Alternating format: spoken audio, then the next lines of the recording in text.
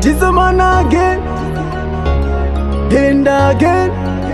Broju Hassan Wagwan Asi mutafu baby Kathleen. Pari no retreat no surrender. Serendo sitarake kana tatenda. Makomborero hopu mwari vati blessa. Hakuna kana munu wani wandija zoda. Nekuti anondida ndiri wani. Hakuna kana munu wani wacha zoda. Nekuti anondida ndiri wani. Anenga kandichikisa baby uyu. Akandichikisa mwana uyu. Zvanoita zvinochikisa mwana uyu.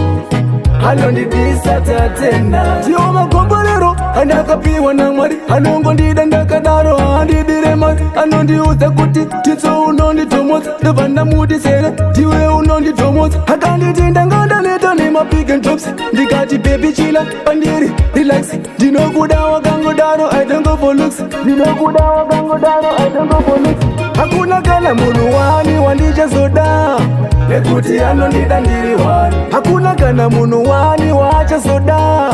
Nekuti anondida ndiri wani. Anenge akandityisa baby uyu. Akandityisa mwana uyu. Zvanoita zvinotyisa mwana uyu. Anondidisa tatenda. Hassan hona mwana akanaka. Sadadi ganda rake anogeza nemukaka. Ukamuona anenge akapaka. Anenge akapaka kwete zvechitaka.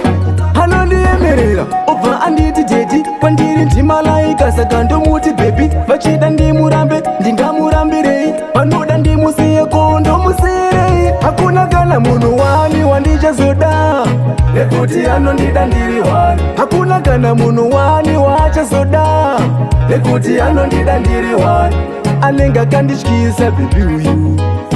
Akandityisa mwana uyu. Zvanoita zvinotyisa mwana uyu. Anondidisa tatenda. Tiyo makomborero andakapiwa na Mwari. Anongondida ndakadaro handidire mari. Anondiudza kuti titso unonditomodza. Ndobva ndamudisere tiwe unonditomodza. Akanditi ndangandaneta nemapig and drops. Ndikati baby chila pandiri relax. Ndinokuda wakangodaro I don't go for looks. Ndinokuda wakangodaro I don't go for looks. Hakuna kana munhu wani wandichazoda. Nekuti anondida ndiri wani. Hakuna kana munhu wani wachazoda. Nekuti anondida ndiri wani. Anenge akandityisa baby uyu. Akandityisa mwana uyu. Zvanoita zvinotyisa mwana uyu. Anondidisa tatenda.